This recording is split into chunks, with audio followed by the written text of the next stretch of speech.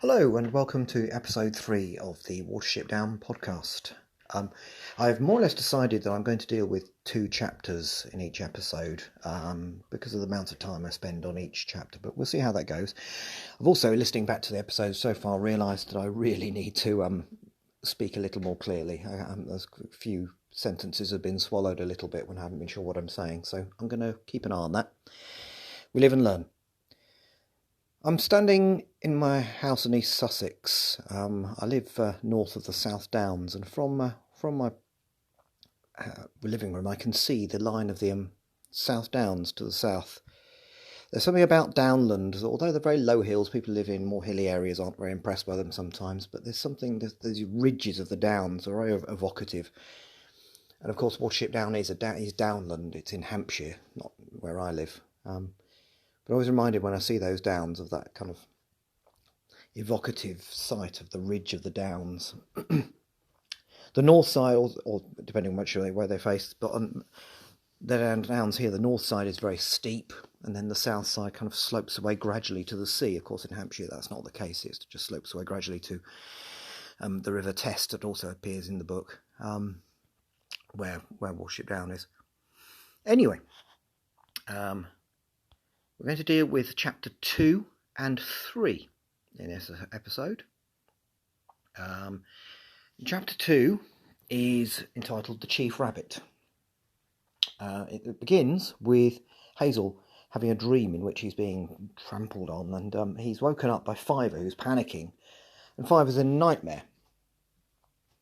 And Fiver's nightmare is quite a good call forward to the rest of the book. It's if you read the rest of the book and then reread what he says in his nightmare, it has some serious calls forward to the rest of the story, including especially those involving the 2 rivers that feature in the story, the Enborn and the Test, that we'll come on to later.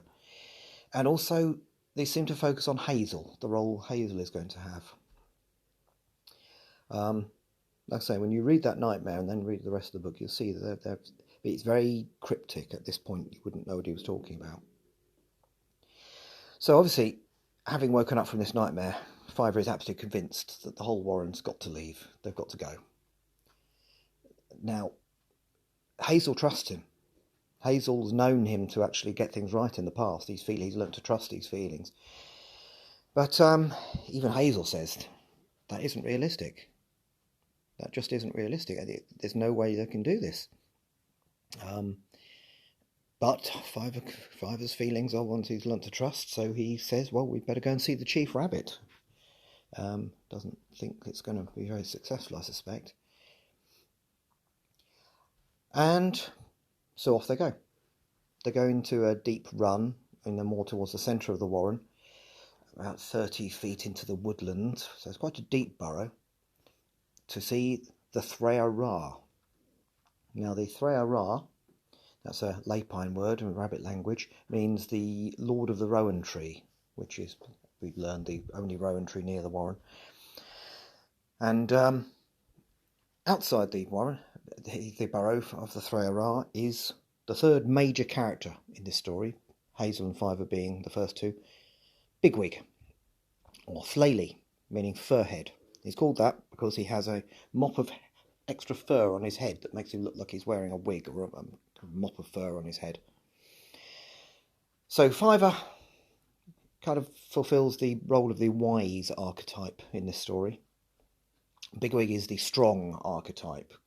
You could compare that, I suppose, roughly to in Arthurian legends to Lancelot being the strong one who could have beat Arthur, but Arthur was his leader nevertheless, various affairs notwithstanding. And Merlin is the magical, wise archetype. Well, that's Bigwig's part in this. He's the strongest character, but he's not the leader. And that's something that becomes quite a theme later on, where other cultures and other rabbits in other places might assume that the strongest rabbit would be the leader. Well, maybe if the physically strongest rabbit isn't the leader, that says something about the culture of the place, that they don't just choose a chief on the basis of physical strength, because other warrens do. So Bigwig clearly knows Hazel, clearly trusts him, because he doesn't really put up much argument with letting these two outskirter rabbits, non-Owsler members, into the Chief Rabbit's burrow to see him.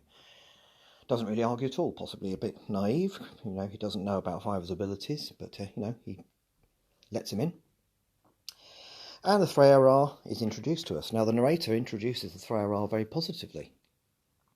Although he's now an old rabbit, it's made very clear in the past he's been a very effective leader. He's earned his respected position in the Warren. He's dealt with the white blindness, as they call it, or myxomatosis, as we would know it, which was obviously quite a theme when this novel came out, because it was introduced deliberately a few years earlier to control the rabbit population. So it's quite a theme throughout this book. It's one of the things the rabbits dread the most. He's also dealt with Elil in the past. Elil are the thousand, the evil creatures that want to eat rabbits, but he's dealt with them, particularly a stoat, in the past. But he's now the archetype of the ageing statesman. There's clearly no chance of him taking Fiver's warning seriously, even if the whole Warren leaving was realistic, and he gives convincing reasons why it isn't realistic, actually. His inability to get their names right, he doesn't know Fiver's at all. Hazel he keeps getting wrong, even though he claims to have known his mother, indicates how possibly he's ageing, and his senses are beyond their best, depending on how well he can be expected to know their names. But again, this ageing statesman archetype is that although he's past his best, he still has this undiminished sense of his own self-importance, and he hints at annoyance at being corrected on their names, whether or not it's realistic for him to know them. Hazel argues Fiver's case as well as he can. He says, he's known him to be right many times in the past, so we are convinced, provided we trust Hazel, that, Fiver really is predicting something that's going to happen. But Fiver, when he's asked to follow up, he can't back that up, because he can't articulate the feelings he gets. He can't explain them. He just says it's bad, it's just very bad. And, of course, the Threarah isn't very convinced by this. He points out how well things are going in the Warren at the moment, how there aren't many Elil around at the moment, and the whole Warren leaving just isn't realistic. Now, Fiver loses the plot at this point. It doesn't really help. He says, we've got to go. We've got to leave here. And that kind of puts paid to the conversation, because aside from anything else, right or wrong, that's not how you speak to the Chief Rabbit. And so they're politely invited to leave. And Bigwig said at the start, I'll probably get my head bitten off for letting you in to speak to the Chief Rabbit. That's a metaphor for being told off. And as they leave, Bigwig is called into the Chief's burrow, and sure enough, they can hear him being given a hard time for letting them into the burrow in the first place. And there ends any prospect of them convincing the Chief Rabbit.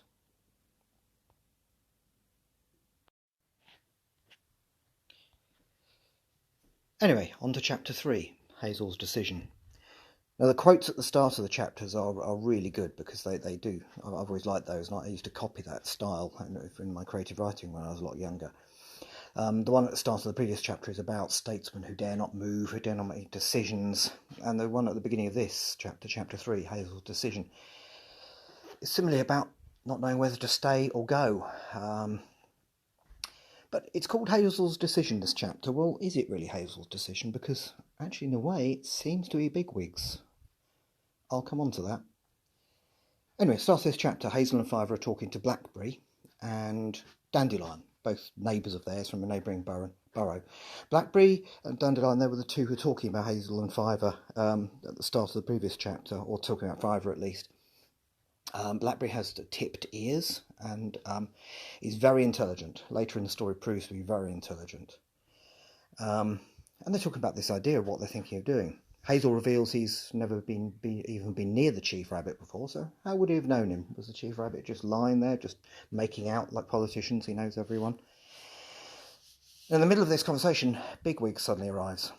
And very suddenly, he's decided to leave the Owsler. Just like that. Makes me think that things weren't very happy in this Warren before. There's more evidence of that later. He was obviously very discontented. He He says he trusts things like what Fiver was saying, that he believes such things. Well, later in the book he slightly contradicts that. We'll come back to that, but he's not happy in the Owlsler, guarding burrows and raiding local gardens for lettuce leaves, and he clearly wants a bit more adventure in life, so yep, this has kind of provoked something in him. But it's Bigwig who says leaving, about leaving first. He first mentions leaving the Warren, and they're very surprised by this. But as soon as Bigwig mentions that, that's when Hazel comes to his decision. But Bigwig mentions it first, and that's a detail I've never noticed before. Bigwig immediately says he'll come too. Fiver leaving is assumed. He seems more relaxed at this point, since the decision to leave. And at this point we're introduced to Hazel's thoughts. Now Hazel, I think I'm right in saying, and I will revise this later if it's not true, I think I'm right in saying Hazel is the only rabbit whose thoughts we learn about in this book. He's worried about Bigwig leaving with them. He's worried because he doesn't want a member of the Owlsler, or former member, dominating things. He's very concerned that that doesn't happen, and here he's showing real leadership qualities, the kind of leadership he will provide. Blackberry also says he's come along. He's clearly not very happy at the Warren anyway. There are too many bucks there, he says, and if you're not in the Owlsler you can't really get on. And Bigwig says he'll talk to a couple of members of the Owlsler who might also want to come along. So clearly there is a lot of discontent. Things aren't as happy as they might seem here anyway. Hazel says that it's important in this case that they leave tonight, and they must meet where they are again, Fu Enlay. Fu Enlay means after moonrise. It's a movable time, obviously. This is, they haven't exactly got a clock in this culture, so yes, after moonrise simply means Fu Enlay. There's some urgency to them leaving, because if members of the Owlsler are going, then the Chief Rabbit won't like it, and Captain Holly, we now learn of this other character, who's the chief of the Owlsler, also won't like that. So now there is some urgency. They're all going to go and find others who might want to join them. The next episode is about the departure, and that actually will merit an episode of its own, because in that one we're introduced to all the rabbits who we follow through the first part of the book. So that will be an episode on its own. But the scene is now set for a group of rabbits to leave this warren.